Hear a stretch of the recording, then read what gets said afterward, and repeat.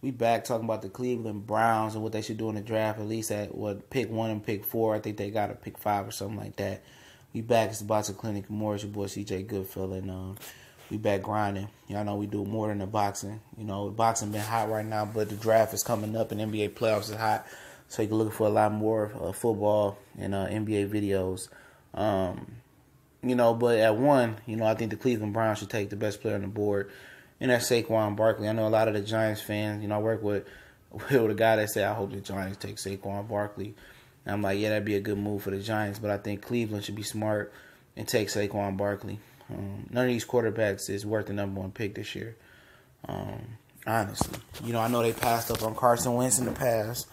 I know they passed up on Deshaun Watson last year. And you can't let your past always dictate your future or your next move. You know, if you like a quarterback and you think the quarterback is going to be the future, I mean, you got to take him then, you know. But I don't see these quarterbacks being shit, man. You got Josh Allen out of Wyoming, who at Wyoming University couldn't even complete 60% of his passes at Wyoming. You know, fuck that. You know, Josh Rosen, I like him the best. Lamar Jackson, I like him the best. But I don't think Hugh Jackson is willing to, you know, kind of predicate this offense around Lamar Jackson. I think, you know, Cleveland can move up in the first round and get Lamar Jackson with all the picks they got. So for them, yeah, they could do it that way. You know, Sam Darnold, he's a fucking bum. You know, I don't care what they say, he's a bum. If he be good, I eat my word and say he's an adequate quarterback or a great quarterback, whatever he turns out to be. But he a bum. Baker Mayfield, I don't like him as well. He ain't shit neither. Couldn't even win a starting job at Texas Tech. Went to Oklahoma. You know, Oklahoma history of quarterbacks is shitty boo-boo at best. And so is USC history of quarterbacks is shitty boo-boo at best. The last good USC quarterback was Carson Palmer. You know, and Carson Palmer probably would have been a true first ballot Hall of Famer if it wasn't for the injury he suffered versus Pittsburgh in the playoffs.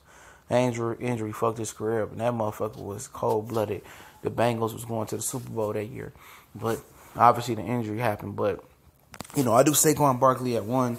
I know a lot of people are like, yeah, I don't know about Saquon Barkley, and he don't run through contact.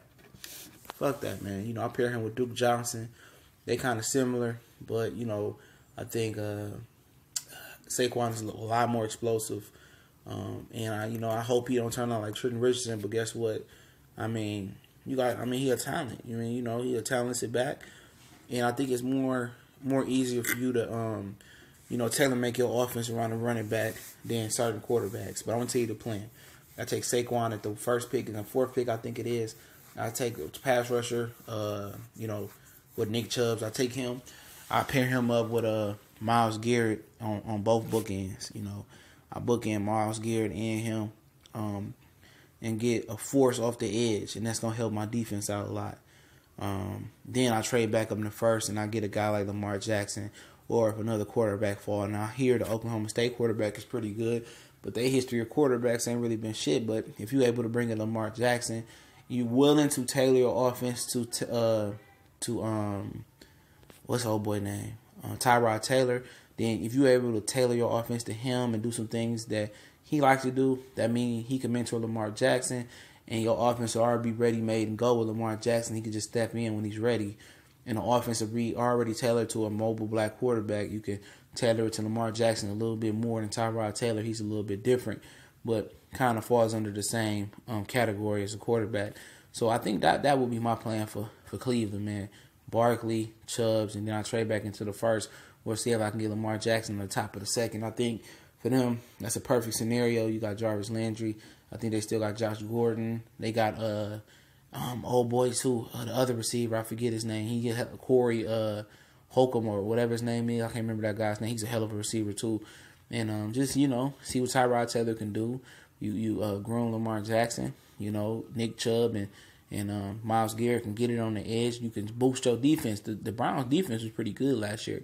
The offense just couldn't, somehow no offense real with Saquon and Duke Johnson in the backfield because they got rid of Isaiah Crowell, my fellow ASU Hornet. I just gonna roll with that, man. Because these quarterbacks, man, they ain't shit, man. When you can, you're gonna end up probably sitting a quarterback for a year or two because they all bums anyway. For the ones they talking about, Mayfield and the rest of them, except for Rosen, I kind of like him a little bit. Instead of sitting on for a year and draft him at number 1, get you the best player available at Barkley. Then go down and get Chubbs, and then trade back up for a quarterback like Lamar Jackson, the guy from Oklahoma State, or you see if you can pick them in a second. And I think that's the right thing to do. For me, for Cleveland, I know they want to hit good on the quarterback, but if you watch the film, all of these guys have gaping holes, man. Gaping holes. And Baker Mayfield you gonna draft Johnny Manziel 1.5 or 2.0? Don't do it to yourself. Or 0.5, don't do it to yourself. You know what I'm saying?